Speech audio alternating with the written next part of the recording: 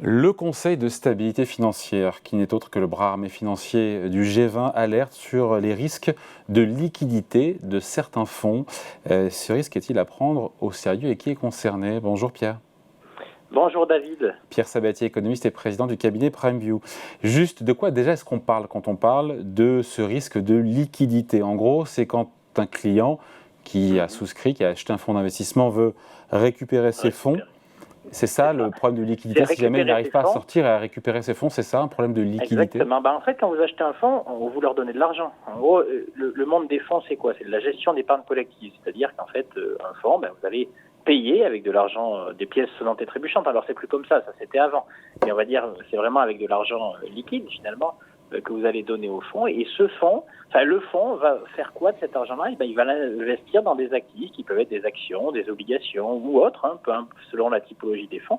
Et donc, naturellement, quand vous voulez reprendre, en fait, vous voulez vendre les parts de ce fonds-là pour récupérer votre argent on va dire en monnaie, encore une fois, sonnante et trébuchante, en argent liquide, eh bien, le fonds a l'obligation, en fait, de vous rendre cet argent. C'est logique, vous lui avez donné. Donc, et pour ça, il y a des cotations qu'on appelle des valeurs liquidatives qui sont quoi, journalières, hebdomadaires Ça dépend, mais la plupart des valeurs liquidatives, elles sont quotidiennes. C'est-à-dire, en fait, chaque jour, vous pouvez décider d'acheter, bien évidemment, donc là, en général, ça pose pas de souci, mais aussi de vendre les parts d'un fonds pour récupérer votre argent. Bien heureusement, c'est pas une prison, donc les gens ne sont pas prisonniers, finalement, des fonds dans lesquels ils investissent, même si sur certains d'entre eux, ils vont être incités, là, je pense évidemment au fonds euro, à l'assurance vie, ils vont être incités à ne pas arbitrer un certain nombre de choses dans le nombre de fonds, mais concrètement, vous avez quand même la possibilité de acheter et vendre quotidiennement les fonds que vous allez acheter. Et je rappelle quand même que c'est un élément important, puisque vous savez qu'il y a deux fondations en marché financier. Il y en a deux.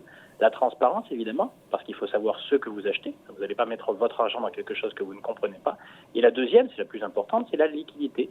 C'est-à-dire pouvoir acheter quand on a envie d'acheter, pouvoir vendre quand on a envie de vendre. Mais globalement, oui, Pierre, globalement, ça pose aucun problème. On peut tous, quand on a des fonds d'investissement, des SICAV, des FCP, globalement, ça se passe en général assez bien. Et en même temps, on parle du Conseil de stabilité financière, mais on a le FMI le mois dernier qui nous a également averti sur le caractère illiquide de certains fonds. Donc illiquide, donc pas liquide. Et là, je me dis, mais quels sont les fonds qui sont visés? C'est ceux qui ont des actifs à l'intérieur qui sont plus difficiles à vendre. Quand on a un immeuble, on ne peut pas le vendre comme ça du jour au lendemain, évidemment. Alors, évidemment, l'immobilier par construction est un actif moins liquide qu'une action cotée. Mais non, tout peut être concerné. En fait, rappelez-vous quand même que ce comité dont vous parlez, il a été fondé quand? Post-crise de 2007-2008. Oui. Quand, justement, tous des fonds qui paraissaient, ou en tout cas qui, dans l'inconscient collectif, étaient par définition liquides, eh bien, on s'est aperçu qu'ils ne l'étaient pas. Juste, il faut comprendre à quel moment le risque de liquidité peut apparaître, quel que soit le sujet, et même dans des actions cotées. Il apparaît lorsque vous êtes un gérant de fonds. Que les actions, par exemple, imaginez que les marchés actions baissent d'un coup de 10, 15, 20%. Parce que il y a des nouvelles de récession qui sont très importantes, des choix politiques qui peuvent être faits, une guerre, peu importe, que sais-je encore. Il y a des raisons qui font que les actions, par exemple, en fait, baissent très fortement. Du coup, tout le monde prend peur. Quand je dis tout le monde, c'est l'épargnant. Celui qui dispose d'argent, qui dispose d'un patrimoine qui était investi, en fait, dans ce type d'actifs. Il va voir, en fait, le gérant de fonds, il va dire, moi, je veux vendre, je veux plus y être. Je veux plus être sur les marchés. Et il va se passer quoi? Il va se passer, l'image est la suivante. C'est-à-dire qu'en gros, vous avez un tout petit tunnel, où vous avez une grande salle avec une porte de sortie. Et tout le monde veut sortir en même temps. C'est ça le risque de liquidité. Donc on peut avoir un problème d'illiquidité sur un fonds dont les actifs sous-jacents sont très liquides, comme des actions, si tout le monde veut sortir en même temps. Et oui, c'est encore pire, on se dit, pour les actifs moins liquides, type immobilier, infrastructure ou société non cotée. Alors ça, par construction, on va dire c'est peu liquide. Donc j'ai presque envie de dire c'est moins risqué. Si les gens n'ont pas compris que lorsqu'ils investissent dans l'immobilier ou dans du private equity, eh bien on est sur des actifs qui sont peu liquides et on ne peut pas disposer de son argent en fait immédiatement lorsqu'on le souhaite. Évidemment, je veux dire qu'il n'y a pas vraiment de sujet parce que ça les gens le savent. Le plus dangereux, le risque de stabilité financière et d'illiquidité, il est surtout associé au fait que dans des actifs qu'on considère tous comme par construction très liquides, eh bien, on s'aperçoit qu'il n'y a pas moyen de trouver un acheteur, il n'y a pas moyen de les vendre. Sur des timings, sur des moments de marché qui sont des moments de stress, on le comprend bien, c'est pas au quotidien quand tout va bien. Alors, il y a, évidemment. Donc ça, évidemment, c'est un worst case scénario qui sous-tend le fait que tout le monde veut vendre. C'est-à-dire que tout le monde est dans la salle prend feu et tout le monde veut sortir. Tout le monde veut sortir en même temps, donc tout le monde est vendeur. C'est-à-dire que même une action totale, imaginez, je prends un exemple, là, oubliez en fait le nom de l'entreprise, mais une action totale, si tout le monde veut la vendre en même temps et qu'il n'y a personne qui veut l'acheter, eh bien il n'y a pas de liquidité. même peu importe le prix. C'est-à-dire qu'en l'occurrence, les fonds qu'ils possèdent et qui veulent récupérer de l'argent en vendant en fait ce titre pour pouvoir le rendre derrière aux porteurs de parts de fonds qui ont vendu en fait ces mêmes parts, eh bien ils n'auront pas l'argent. C'est ça le risque d'illiquidité. Évidemment, c'est toujours un risque qui se matérialise dans les grands moments de stress. Et qu'est-ce qu'on peut faire à 2007-2008. Qu'est-ce qu'on peut faire? Parce que quand on écoute le superviseur, en gros, les fonds ne sont pas suffisamment en mesure de répondre justement aux demandes de retrait des investisseurs. Est-ce que c'est le cas et comment améliorer ce potentiel de liquidité des fonds d'investissement? Il y a des mécanismes qui sont à disposition justement des sociétés de gestion pour pouvoir intégrer dans le prospectus, dans les caractéristiques du fonds, des mécanismes de rationalisation des sorties. Lorsque vous avez en fait beaucoup de gens qui veulent vendre votre fonds, eh bien, vous ne serez pas dans l'obligation. Il y a un certain nombre de mécanismes, dont celui des gates, c'est des portes, qui par exemple vont vous permettre de réaliser en fait l'ordre de vente sur un certain nombre de séances, sur une vingtaine par exemple de valeurs liquidatives maximum.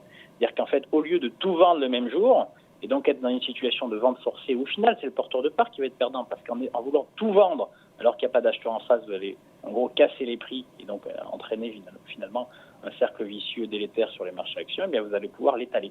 Donc il y a tout un tas de mécanismes qui sont possibles, mais bien sûr qui doivent être inscrits dans les prospectus des fonds.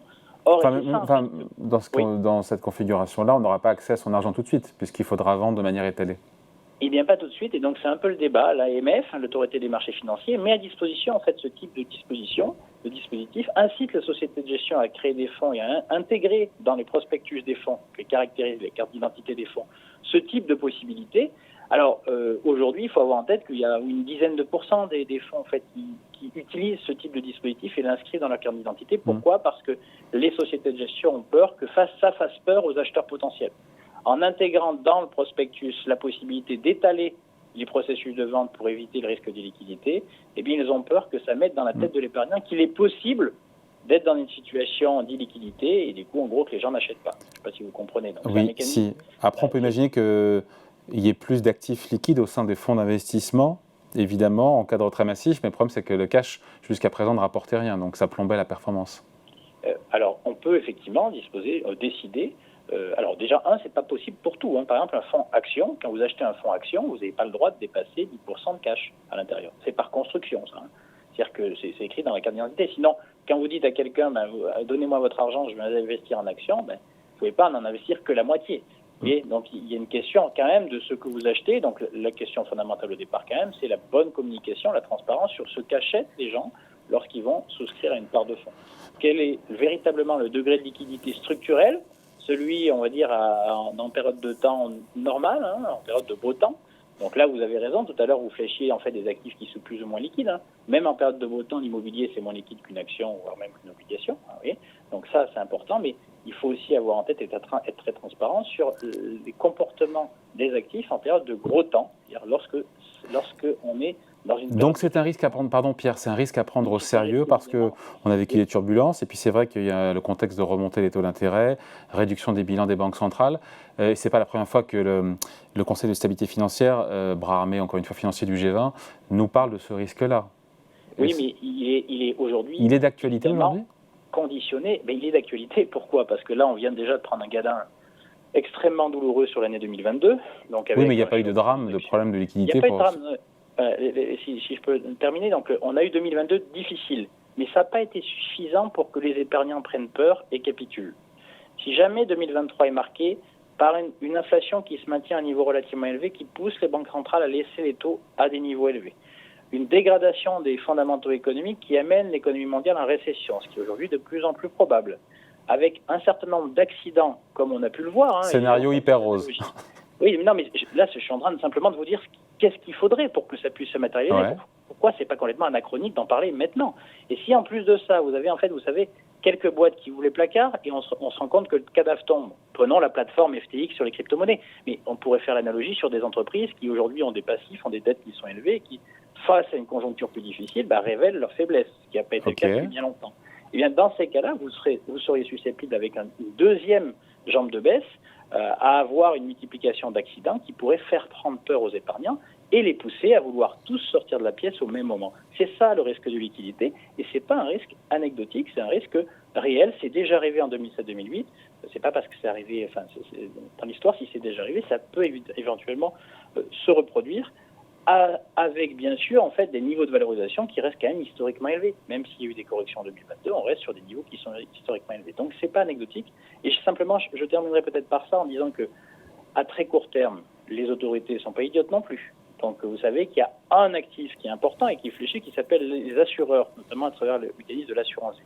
Et vous savez peut-être, on a déjà aujourd'hui des fonds euros qui ont beaucoup baissé en termes de rendement, qui vous rémunèrent entre 1 et 2%, alors qu'aujourd'hui, vous avez des comptes à terme, c'est-à-dire quand vous mettez votre argent à la banque, on peut vous rémunérer du 2,5, 3, 3,5% si vous laissez votre argent sur 1, 2, 3 ans. Et bien là, aujourd'hui, on est face déjà à un risque de liquidité qui se matérialise. Pour les fonds euros, on constate qu'un certain nombre d'épargnants veulent vendre leurs fonds euros, qui rémunèrent moins, pour aller acheter ou se positionner sur des comptes à terme ou sur des fonds obligataires. Si jamais ça se multiplie, quand vous avez un peu moins de 2000 milliards d'euros investis sur les assurances vie, que vous avez un mécanisme en fait de rachat systématique, de vente en fait des fonds euros au profit de ces autres actifs-là, vous auriez un problème de liquidité fondamentale sur les assureurs vie. Et donc, ça, c'est un risque en fait qui se matérialise parce que les épargnants sont déjà en train de réfléchir à cet arbitrage-là. Ouais. Si jamais ça se matérialisait, rassurez-vous, on a fait une loi, il y a un certain nombre d'années, qui s'appelle la loi Sapin 2. Oui. Et là, pour le coup, vous voyez, en fait, pour éviter le risque de liquidité et le fait que le bébé parte avec l'eau du bain, là, en l'occurrence, les autorités diront, eh bien, votre argent n'est pas liquide, vous ne pourrez pas en disposer avant un certain temps ou dans des montants qui seront des montants limités. C'est ça le risque. Et il est déjà très, en fait, contemporain de ce qu'on peut commencer à constater sur le marché de la gestion, finalement, de la gestion d'épargne, où les clients sont en train de s'interroger sur, finalement, est-ce qu'il est utile de garder des fonds euros qui vous rémunèrent du 1,5 quand on peut, sans prendre un risque excessif, toucher de l'autre côté du 2,5 3. Si ce raisonnement se multiplie, attention, là, on aurait très concrètement, assez vite, des problématiques de liquidité sur les marchés financiers. Allez, merci beaucoup. Explication signée. C'était très, très, très clair. Pierre Sabatier, économiste et président du cabinet PrimeView. Merci Pierre, salut. À bientôt.